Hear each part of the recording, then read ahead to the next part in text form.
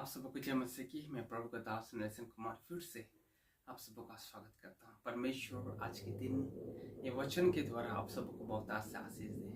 मेरे प्रियो, क्या आपने कभी सोचा है कि जब हम आज्ञा उल्लंघन करते हैं तो हमारे जीवन में क्या होता है?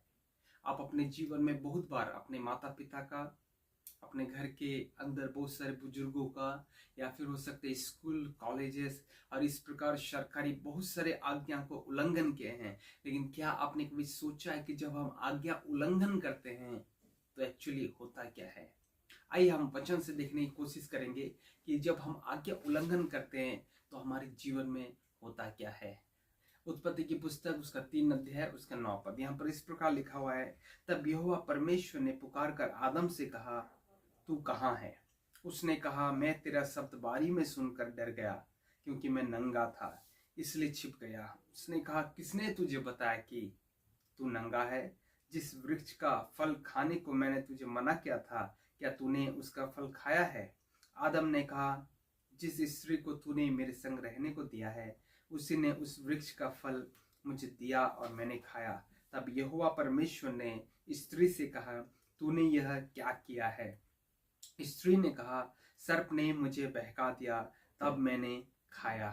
तब यहोवा परमेश्वर ने सर्प से कहा, तूने जो यह किया है इसलिए तू सब घरेलू पशुओं और सब बनेले पशुओं से अधिक शापित है। तू पेट के बल चला करेगा और जीवन भर मिट्टी चाटता रहेगा। इस वचन के अनुसार हम देखते हैं कि यहोवा परमेश्वर ने, जब परमेश्वर ने मनुष्य जाति को बनाया तो परमेश्वर ने उनके खाने पीने के लिए, उनके रहने के लिए, उनके जीवन के हर एक भविष्य के चिंताओं को, हर एक बातों को सुखद बनाया था।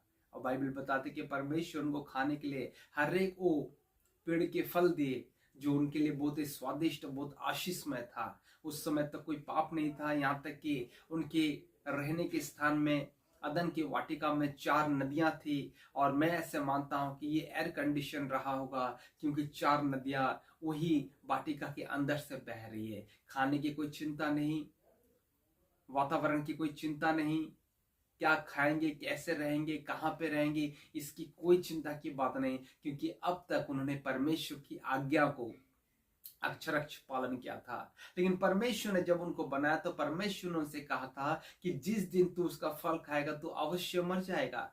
उत्पत्ति की पुस्तक उसका 2 अध्याय 17 पद में लिखा हुआ है कि जिस दिन तू उसका फल खाएगा अवश्य तू उसी दिन मर जाएगा। मेरे प्रिय, परमेश्वर ने जिस प्रकार आदम और हवा को आज्ञा दिया, आज भी परमेश्वर अपने वचन के द्वारा, अपने लोगों के द्वारा हमारे जीवन में आज्ञा देता है। मैं आपको बताना चाहता हूँ कि आज्ञा उल्लंघन का पाप जो है एक बहुत घिनौना पाप है, बहुत खतरनाक पाप है, बहुत डेंजरस है, जो परमेश्वर को उकसाता है कि हमारे जीवन में न्याय को लेकर आए। यहाँ पर जिस परमेश्वर ने आदम और हवा को बनाया था, उसी परमेश्वर ने उनको कहा था कि जिस दिन तू उसका फल खाएगा, यानी कि जिस दिन उस फॉरबिडन ट्री का फल खाएगा, उस जिस ट्री के बारे में मैंने मना किया, पेड़ के बारे में मना किया है, जिस दिन तू उसका फल खाएगा तो उसी दिन अवश्य मर जाएगा।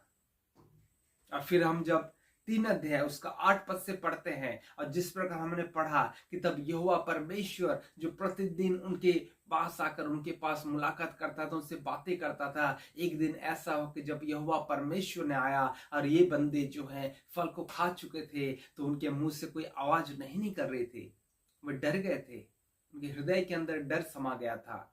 और बाइबल बताती है कि वे अंजीर के पेड़ के पीछे जाकर छुपने लगे, उसके पत्ते को सी सी कर पहनने लगे। और परमेश्वर ने कहा, आदम तू कहाँ है? और ये आदम कहता है कि मैं तेरा शब्द सुनकर डर गया। परमेश्वर ने कहा, तूने क्या किया है? परमेश्वर को उसने कहा कि जिस स्त्री को तूने मुझे दिया है उस स्त्री ने ये फल मुझे दिया। और जब स्त्री से कहा गया तो स्त्री ने कहा कि सर्प मुझे दिया। उसके बाद एक बहुत बड़ा परिणाम स्वरूप हमारे सम्मुख में देखने मिलता है कि परमेश्वर ने सांप से कहा कि तू जीवन भर मिट्टी चाटता रहेगा, तू जीवन भर मिट्टी चाटता रहेगा। आज जो सांप पेट के बल चला करते हैं, ये केवल इसलिए है क्योंकि उन्होंने परमेश्वर के आज्ञा का उल्लंघन किया था। लेकिन क्या ये सिर्फ सांप तक ही सीमित है? नो। आगे जब हम पढ़ते हैं तो वहां पर स्त्री के विषय में लिखा हुआ है कि जब मैं तेरी पीड़ा को बढ़ाऊंगा, 16 पद, मैं तेरी पीड़ा को बढ़ाऊंगा और तेरे गर्भवती होने के दुख को बहुत बढ़ाऊंगा, तो पीड़ित होकर बालक उत्पन्न करेगी और तेरी लालसा तेरे पति की और होगी और वह तुझ पर प्रभुता करेगा। तो पीड़ित होकर, तो दुखदायी अवस्था में संतान को जन्म देगी। फिर हम उसके बाद फिर देखते हैं कि आदम से भी परमेश्वर ने कहा कि तूने जो अपनी पत्नी की बात सुनी और जिस वृक्ष के फल के विषय में मैंने मना किया था, तूने उसे खाया है और तू खाया है, इसलिए भूमि तेरे कारण शापित है। तू उसकी उपज जीवन भर दुख के साथ खाया करेगा और वह तेरे लिए ऊंट कटारे उगाएंगे और तू खेत की उपज खाएगा और अपने माथे की पसीने की रोटी खाएगा और अंत में मिट्टी में मिल जाएगा, क्योंकि तू मिट्टी में से निकाला गया है, तो मिट्टी में अवश्य मिल जाएगा। मेरे प्रियो, मनुष्य जाति के लिए एक बहुत ही बड़ा दुखदायी बात है कि जब हम जब आज्ञा का उल्लंघन करते हैं तो हमारे जीवन में परमेश्वर क्या करता है। जब हम आज्ञा को उल्लंघन करते हैं तो परमेश्वर हमें हमें अवश्य क्षमा करता है, लेकिन उसके लिए परिणाम भी परमेश्वर ने रखा है। मेरे प्रियो, हमारे जीवन में आप सोचिए कि कई बार हमने परमेश्वर की आज्ञा को, अपने माता पिता की आज्ञा को, इस संसार के अंदर में कई ऐसे रूल्स एंड रेगुलेशन है जिसको हमने तोड़ा है। लेकिन यदि एक एक आज्ञा का यदि परिणाम स्वरूप हमारे जीवन से यदि हिसाब लिया जाए तो क्या हम इस संसार के अंदर में ठहर सकते हैं? नो, हम ठहर नहीं सकते। इसलिए परमेश्वर का प्रेम हमारे जीवन में कार्य करता है कि परमेश्वर हमारे जीवन में उस बात को, जो बात वो करना चाहता है अपने पुत्र के द्वारा जो बलि हुआ था, वो ना करे, यानी कि हमें नरक की दंड ना दे। मेरे प्रियो, लेकिन ये बहुत भयंकर बात है कि जब हम परमेश्वर की आज्ञा को उल्लंघन करते हैं तो परमेश्वर हमें दंड देते हैं।